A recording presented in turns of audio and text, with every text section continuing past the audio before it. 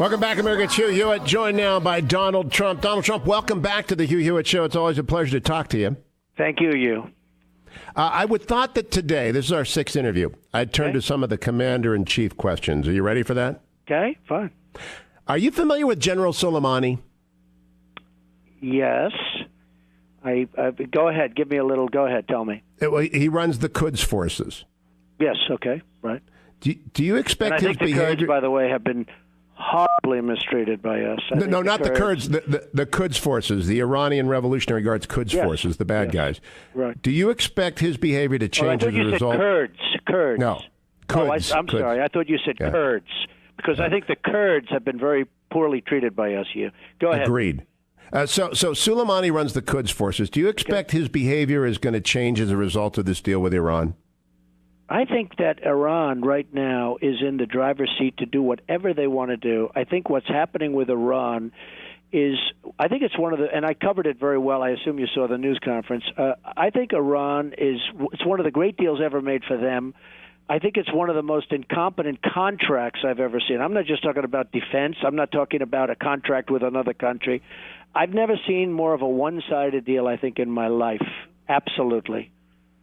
Well, Soleimani is to terrorism sort of what Trump is to real estate. He's many people would say he's the most dangerous man in the world, and he runs the Quds forces, which is their Navy SEAL. Do you think they're going to stop? The gentleman that was going back and forth with Russia and meeting with Putin, I read something, and that seems to be also where he's at.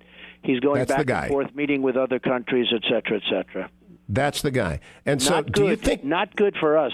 And what it shows is a total lack of respect. I mean, that the other countries would even be entertaining him, and they're entertaining him big league. Big league.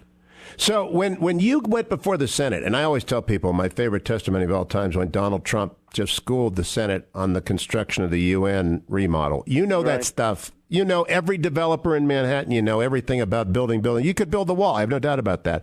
Right. But by the way, nobody knows how easy that would be. And I mean, it would be tall. It would be powerful. We would make it very good looking. It would be as good as a wall is going to be. And people will not be climbing over that wall, believe me. Go ahead. You know, I buy that because you're a builder. But on the front of Islamist terrorism, I'm looking for the next commander-in-chief to know who Hassan Nasrallah is, and Zawahiri, and al-Julani, and al-Baghdadi. Do you know the players without a scorecard yet, Donald Trump? No, I'll tell you honestly, I think by the time we get to office, they'll all be changed. They'll be all gone. I knew you're going to ask me things like this, and there's no reason because, number one, I will hopefully find General Douglas MacArthur in the pack. I will find whoever it is that I'll find, but they're all changing you. You know, those are like history questions. Do you know this one? Do you know that one? I will tell you, I thought you used the word Kurd before. I will tell you that I think the Kurds are the most underutilized and are being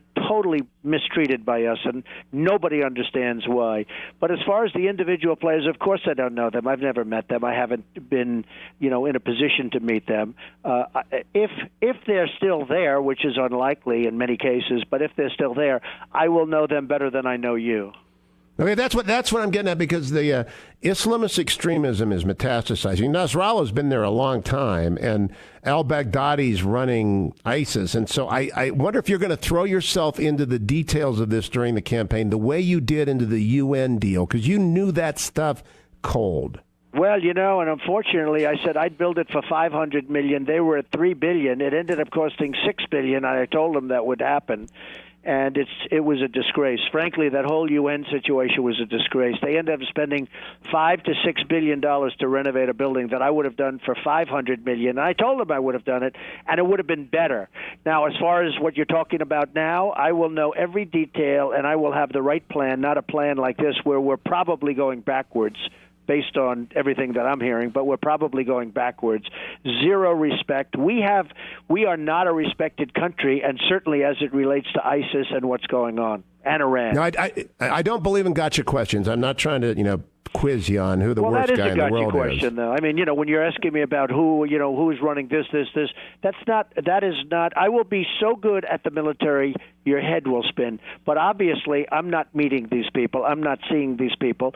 Now, it probably will be a lot of changes, as you go along. There'll be, by the time we get there, which is still a pretty long period of time. You start, let's say, you figure out nominations and who is going to represent the Republicans in, let's say, February, March, April. You'll start to get pretty good ideas, maybe sooner than that, actually. But that will be a whole new group of people. I think what is really important is to pick out, and this is something I'm so good at, to pick out who is going to be the best person to represent us militarily. Because we have some great people militarily.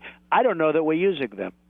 All right, let me expand it, because I know it's not gotcha. I'm trying not to do that, but I wanted to see like if you're asking me names that I think it's somewhat ridiculous, but that's okay. Go ahead. All right, go ahead. Now let me go. Have you ever been to Israel, and how often? Yes, I've been to Israel once. And if Israel acts unilaterally against Iran because they view this deal as so bad, will you unequivocally stand by the action of the Netanyahu government? Of course I will. In fact, he's a friend of mine. I did commercials for his reelection, and according to what he said, I'm the only celebrity. He's used the word celebrity. This was a while ago. That did commercials, that he has to do commercials. But he's a good man, and I would absolutely stand with him. But, we have a problem because according to the deal, and this is hard to believe, we're supposed to be protecting Iran against any invader. And if Israel invades, nobody knows exactly what's going to happen, because if Israel invades Iran, I don't know if you know, we have a clause in that agreement that the way I read it, it's almost like we have to go. By the way, I can guarantee you that clause, first of all, should have never been in there. Maybe they had it taken out, but we didn't win anything. But do you know there's a clause in there that in theory we're supposed to help them fight Israel? It's in Annex 3. We agree to cooperate in the security of their nuclear installations. It's remarkable. I'm glad you know about it. And I'm glad you'll stand with Israel. Let me ask you about Saudi Arabia and Egypt. I don't know if you've been able to get to those countries yet, have you? I have, yes. And so, do you? Well, I think the biggest. I think it's terrible. First of all, with Egypt and with Saudi Arabia. Saudi Arabia, in particular, was making $1 billion a day, $1 billion a day. Now, let's say they make half of that number because oil prices have been so depressed. But Saudi Arabia was making a $500 million. It was $1 billion a day.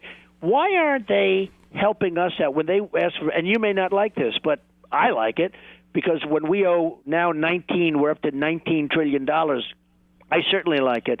I like protecting. Why aren't they helping us with the cost? We get virtually nothing from Saudi Arabia. Every time somebody raises a rifle in the air and points it in the direction of Saudi Arabia, or, by the way, South Korea and other places, every single time that happens, and I mean without exception, we start loading up and getting ready and sending ships and sending all sorts of things. We get nothing. And I maybe you'll explain why, but we get nothing. And I don't like it. I'm curious, though, if we need them, in your opinion, as strategic allies, Saudi Arabia, Egypt, Jordan. Do we need them even if they're not paying us money for their defense? Well, I think Egypt and Israel get along, and they're starting to get along pretty well. Mubarak should have been, frankly, probably taken care of better than he was. It sent a bad signal around. But I think if, in terms of Israel, Egypt starts getting very important.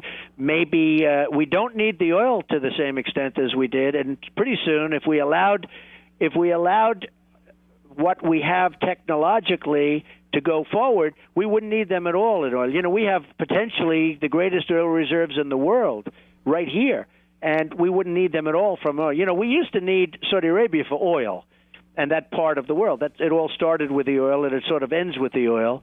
But now we're at a point where we're going to be doing 10 million barrels. It's very interesting. We're probably very soon, if we allow our people to get going, we're probably not going to need them for the oil. So we don't need Saudi Arabia nearly to the extent that we needed them in the past. Okay, looking to Asia. If China were to either accidentally or intentionally sink a Filipino or a Japanese ship, what would Commander-in-Chief Donald Trump do in response? I wouldn't want to tell you because, frankly, they have to. Somebody wrote a very good story about me recently, and they said there's a certain it was actually another businessman said there's a certain unpredictability about Trump that's great, and it's what made him a lot of money and a lot of success. you don't want to put and you don't want to let people know what you're going to do with respect to certain things that happen. You don't want the other side to know. I don't want to give you an answer to if I win, and I'm leading in every single poll. If I win, I don't want people to know exactly what I'm going to be doing. Part of the problem with Obama, he says, we're going to do this, we're going to do that, we're going to attack here, we're going to do this. Every time they capture somebody, they make a big deal out of it, and all of the other people, like, for instance, they hit somebody with a drone, and they start making a big deal over the fact that they took out a mid-level accounting person, and now everybody else goes and runs, and it makes it harder. I don't want to explain, and I think it's a very bad thing. I think we do too much talking and not enough. Do you understand what I'm saying? Oh, it's a great point. It's a very good answer. Too much talking. General Douglas MacArthur, I was watching as President Obama was talking about, I won't go into great detail, was talking about attacking at a certain time in a certain place. And I'm saying, can you imagine General Douglas MacArthur, General Patton, they must be spinning in their graves when they hear it. So when you tell me a ship is attacked, I don't want to tell you exactly what I'm going to do. I don't want people to know my thinking on that. And I do have very strong thinking on it, but I don't want people to know my thinking. All right, next question. Presidents respond to disasters. Governors respond to disasters. What disasters have you, Donald Trump, responded to? Well, I've responded very much to disasters. I've had, fires in buildings. I've had big buildings. I've had economic changes where the world crashed in the early 90s, and I came out stronger than I was before. And I didn't go bankrupt like many people. They were forced into bankruptcy, and they were forced into, disaster never to be heard from again. I came out stronger than I was before. There was an old expression in the early 90s, survive till 95, that I made up and I gave. And I actually became much stronger. But I've watched economic problems happen 8 years ago, 9 years ago, when I was buying and everybody else is selling because they had no money, and I did have a lot of money, and I bought a lot of great assets. And I've gone through a lot of different things, and I've come out on top always. Very good. Now, some political question. Do you own a gun? I do. What kind? I'd rather not say. Okay. I have How a do you license define? To carry. I have a license. I have a concealed license. I have a license to carry concealed. Didn't know that. How do you define assault weapon? This is important to our Second Amendment friends out there. Well, I think that, the word assault weapon, and a lot of people, there's been a lot of controversy, but I wouldn't give you exact. I am in favor. I have two sons that are members in very high standing at the NRA. And right. I would ask them for a definition, but I am in favor of allowing. I am very, very pro Second Amendment, and if you want to ask that, I would go to the experts. All I can tell you is that I am totally a Second Amendment person and totally in favor of not doing anything. An interesting thing happened when the two prisoners escaped in upstate New York. People that really were very much against guns. All of a sudden, they have these two prisoners, and they're someplace up there, and nobody knew where. And a woman who said she used to fight with her husband all the time, she didn't want guns. All of a sudden, they felt so safe because they were sitting with guns, and they were able to protect themselves. Now, nothing ever happened, and ultimately they caught the one and they killed the other. You know the case I'm talking about 3 months ago. But it was very interesting to watch this woman who was totally, and I mean absolutely totally, against guns, and all of a sudden she felt safe because they were able to have guns in the house. So it's interesting. No, I'm totally pro-Second Amendment. All right, now the age question. Hillary's had to face it. You should as well. You're 69. How's your health, and is it legitimate for people to worry about you being president at 69? Well, my health is very good, and my father was 94. My mother was 89 when she passed away, and my father was in great shape till he was really like almost 90. My mother was in great shape almost till the end, and mentally her capacity was 100%. So from a genetic standpoint, very good. I'm in the process of getting some documentation from doctors that have taken care of me over the years. I've never had a major problem. I've had almost no minor problem, as I knock on wood. But my health has been very good and very strong. And maybe you get to see that because people say, well, you have a lot of energy. You're able to do so many things. Don't forget, in addition to running a campaign where it's number one in every poll, I'm also running a business, which I'm rapidly giving over to my executives. I have a very big business, and I'm rapidly giving that over to my executives and my children. All right. Now, every GOP candidate for high office gets this question. Meg Whitman most recently. It's the illegal alien employment question, usually about 6 weeks before an election. So, Donald Trump, have you or any close member of your family hired an illegal alien in close proximity to your family? Not that I know of, no. Archbishop Chaput of Philadelphia blasted you yesterday without naming you. He's a very well-respected Catholic cleric for belligerent bombast about illegal aliens. He's a man of the cloth. What do you say in response? Well, I think that's fine. I mean, he can feel that way, and I understand that, and he's not the only one, but I feel we need borders. I feel that we have to. The word illegal means we're a country of laws. You saw that at my press conference today, and illegal means illegal. They're not supposed to be in the country, and we're either going to have a country or we're not. And if we're not going to have strong borders with a wall, which will make it very strong, by the way, and walls do work if they're properly built, not the little 11-foot walls that we have up right now, and they're not walls, they're fences. There is a difference. But, I can understand him saying that, and other people have said it too. But I believe we either have a country or we don't. We either have laws in the country or we don't. All right, now some personal stuff in our last few minutes because people are curious about Donald Trump. What was your worst health crisis to date? None. I mean, none. I really haven't had Wow, are you blessed?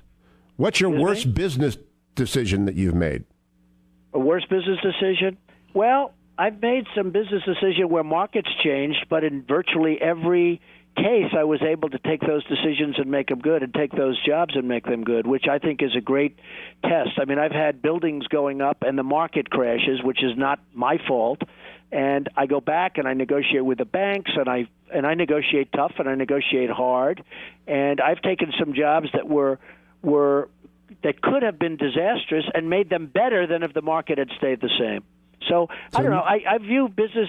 I view that question as something you have to learn from it, and you can never make a decision that's going to take you down. In other words, you're not going to do something that if it doesn't work out, because the best businessmen in the world, I know all of them, the best businessmen in the world have had difficult times and they've had bad deals, and you can never allow a deal to take you down. You just can't do it.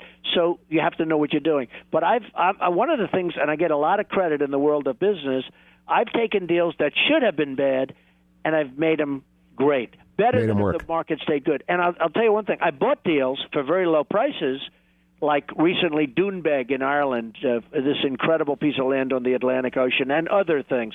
I've taken deals and bought deals and I bought them for very low prices and turned them around and made them fantastic. So, I think you have to learn from business, and ideally you want to learn from other people, not from yourself. Right now, President Obama is President Obama today because when he ran for the United States Senate, his principal opponent, Jack Ryan, had divorce and custody records that had been sealed unsealed. Is there any smoking gun sealed away in records that could come out about Donald Trump down the road to destroy the Republican nominee after you're the nominee, if you're the nominee? No, I don't think so. And I think one of the things you know about me, I've been a very public person. While I'm private, I've also been a very public person over many years. I mean, people know me. I'm, very well known, and whether it's, the great success on The Apprentice, where it was one of the top shows on television for a long time. And by the way, NBC renewed it and is not in love with the fact that I didn't do it, but they renewed me for The Apprentice for many, many shows on The Apprentice. And you see the kind of money I made on The Apprentice, and I turned it down. I said, I'm going to run for president. I'm going to make America great again. They were not happy that I did that, so now they're stuck in limbo. But they renewed The Apprentice. I didn't do it. No, I think nothing. I mean, I'm a very public person, even though I'm private. I think you have seen me, and long before we met and spoke, you've seen me, and you know exactly what I'm talking about. So I would say nothing. All right, last question. I want to go back to the beginning because I really do disagree with you on the gotcha question thing, Donald Trump. At the debate, I may bring up Nasrallah being with Hezbollah and al-Julani being with al-Nusra and al-Masri being with Hamas. Do you think if I ask people to talk about those three things and the differences that's a gotcha question? Yes, I do. I totally do. I think that's interesting. I just disagree with it. I kind of figured that. I think it's ridiculous. I'm a delegator. I find great people. I find absolutely great people, and I'll find them in our armed services, and I find absolutely great people. And now, in the bigger picture, like the fact that the Kurds are being treated so poorly, and would really is the one group that really would be out there fighting for us, I think, and fighting for themselves, maybe more importantly to them. I understand that. But when you start throwing around names of people and where they live and, give me their address, I think it's ridiculous, and I think it's... Well, I wouldn't do that. That's crazy. I agree. Well, but it's an interview, not a debate. By the way, the names you just mentioned, they probably won't even be there in 6 months or a year. Yeah, I don't know. Nasrallah's got such staying power. And so I think let's the see what difference... happens. And you know what? In that case... First day in office or before then, right at the day after the election, I'll know more about it than you will ever know. That I can tell you. I hope so. Last question. So the difference between Hezbollah and Hamas does not matter to you yet, but it will. It will when it's appropriate. I will know more about it than you know, and believe me, it won't take me long. But I believe. Right now, I think it's just something that... And you know what? If you ask these candidates, nobody's going to be able to give you an answer. I mean, there may be one that studied it because they're expecting a fresh question from you. But believe me, it won't matter. I will know far more than you know within 24 hours after I get the job. Donald Trump, congratulations on taking the pledge today. Your numbers are going to go up as a result of that. Well, let's see what happens. I mean, I'm not sure that that's true. I think my numbers are very high now, but I'm not really sure that that's true. But I know you feel that. I hope you're right. I mean, let's see what happens. Donald Trump, thank you. Always a pleasure. Thank you very much.